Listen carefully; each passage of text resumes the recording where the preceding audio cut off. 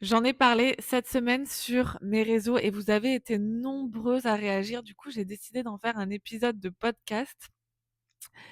Ce qu'il se passe entre 2 timelines, donc entre 2 lignes du temps, 2 réalités, quand parfois on n'est plus dans l'ancienne, on est déjà, presque dans la nouvelle, mais pas encore tout à fait et on sent que c'est une zone très turbulente avec beaucoup de résistance et du coup, on va consacrer cet épisode à ça.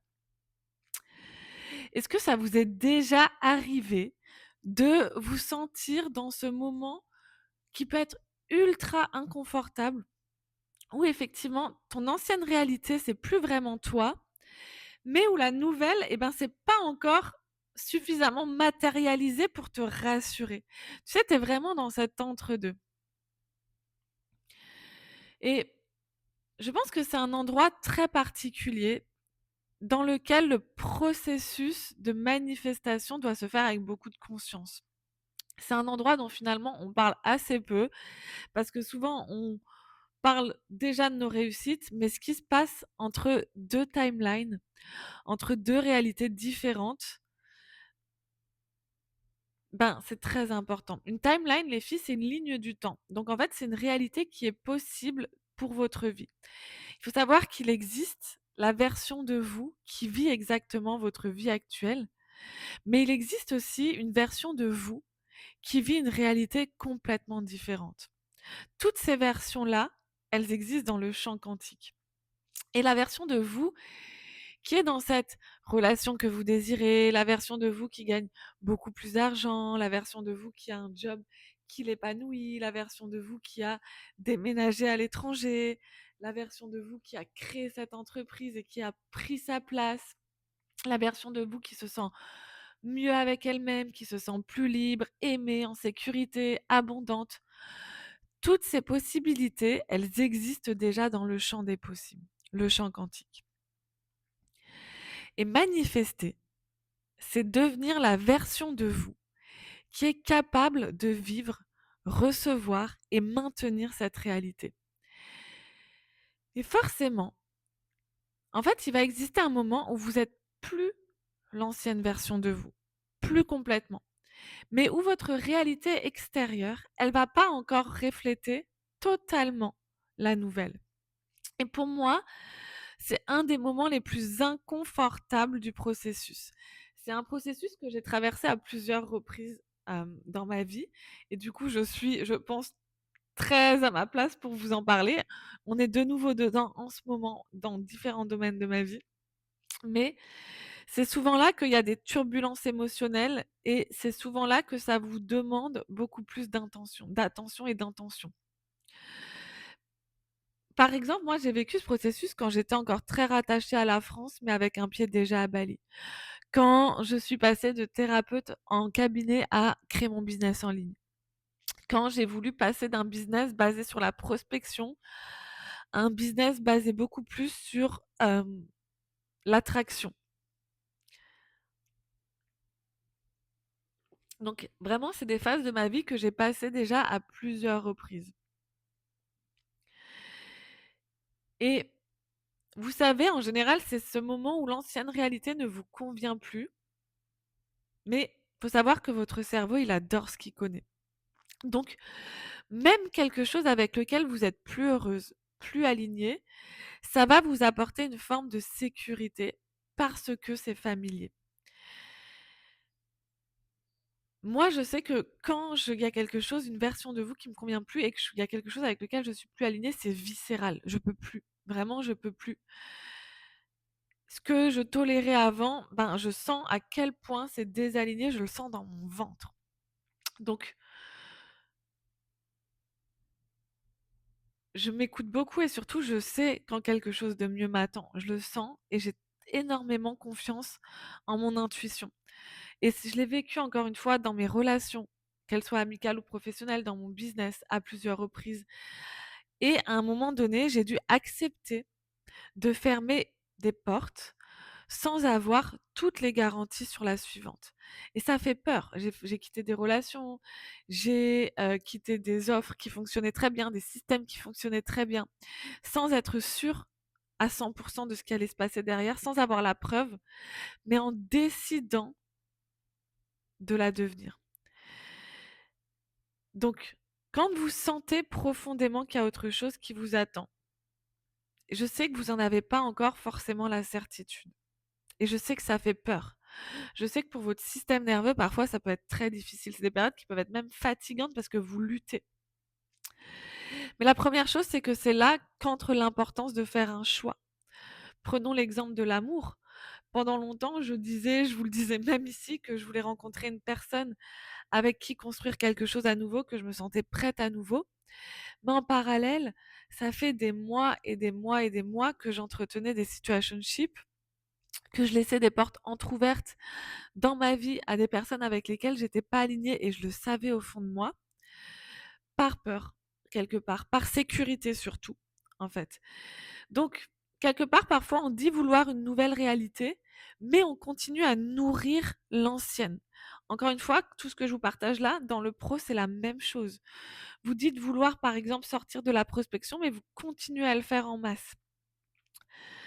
Donc, l'idée, c'est que si vous êtes dans je veux ça, mais je garde ça au cas où, vous êtes incohérente.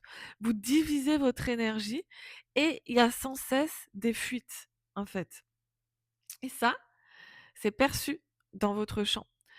Donc, le vide entre les deux, ben, c'est, on l'interprète souvent comme une phase de ça marche pas. C'est ce moment où il se passe rien. On a l'impression que ça marche pas. Bah, vous avez quitté certaines choses, vous avez arrêté certains comportements, vous avez fermé certaines portes, vous avez fait un choix.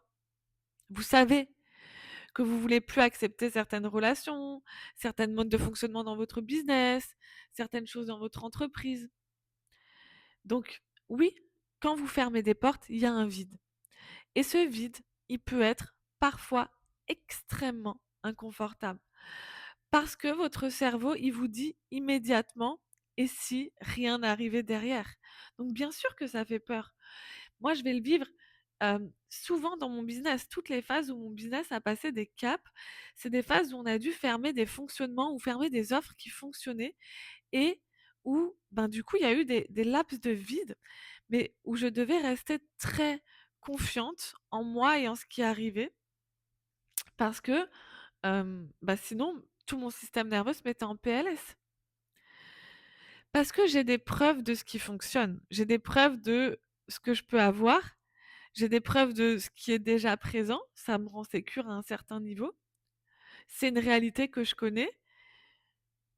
Mais quand ma vision change, quand mon intuition me dit d'aller au level suivant, quand je veux plus d'impact, toucher par exemple beaucoup plus de femmes, etc., que je veux construire quelque chose avec un business model plus aligné parce que ça me permet de nourrir encore plus mes valeurs, qu'elles soient la contribution, le temps, la croissance, etc.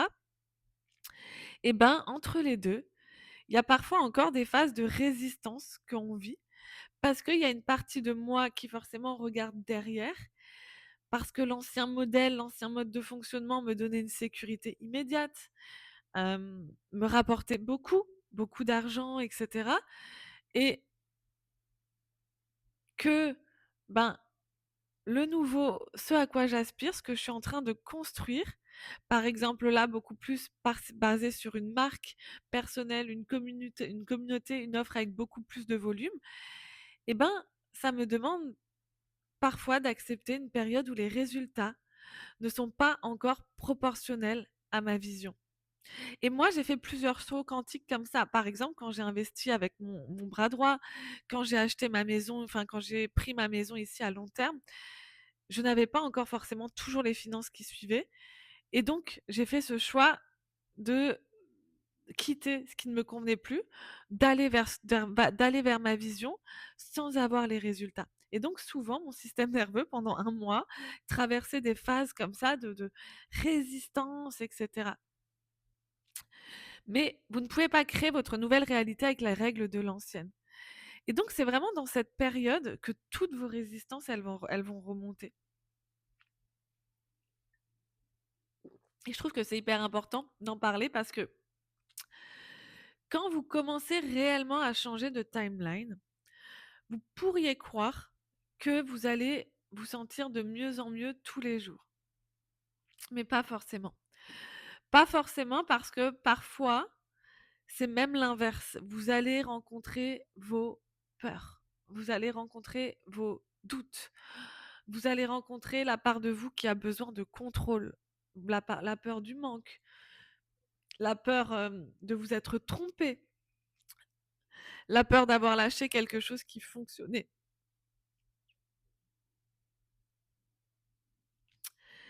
Et c'est là que vous entrez en jeu, mesdames. C'est là que votre capacité à toujours vous recentrer, à toujours revenir à votre sécurité intérieure, votre capacité à devenir votre propre socle, à vous réguler, à rester connecté à votre vision, à rester connecté à l'excitation de ce qui arrive, tout en sachant que vous êtes déjà complète, que l'abondance est partout et que c'est ce qui est fait pour vous, que ce qui est fait pour vous va vous trouver forcément, que c'est inévitable. Là, c'est votre rôle. Votre rôle, c'est de garder la foi, de garder la certitude que tout arrive pour vous et que l'univers travaille en coulisses, même si vous ne voyez rien. Donc, c'est pour ça aussi que j'ai créé un programme comme SCM, c'est vraiment pour aider les femmes à avancer, à poser des actions alignées dans ces phases de transition, dans ces phases d'entre-deux, tout en restant toujours non attaché parce que ça, c'est le plus important. Quand ça devient un besoin, quand ça devient quelque chose de trop lourd pour votre système nerveux, il y a de la pression et vous n'allez pas l'attirer à vous. Donc, ça demande vraiment une forme de sécurité intérieure qui est extrêmement importante. Ça demande une forme de confiance en soi qui est extrêmement importante. Ça demande aussi de nettoyer le chemin de toutes les croyances que vous pouvez avoir et dont vous vous rendez pas compte. Et encore une fois, c'est là la puissance d'un programme comme SCM, c'est parce que on vient lever vos résistances. Parce que peut-être que si votre timeline n'est pas encore là, c'est qu'il y a des résistances et des croyances que vous n'avez pas encore levées.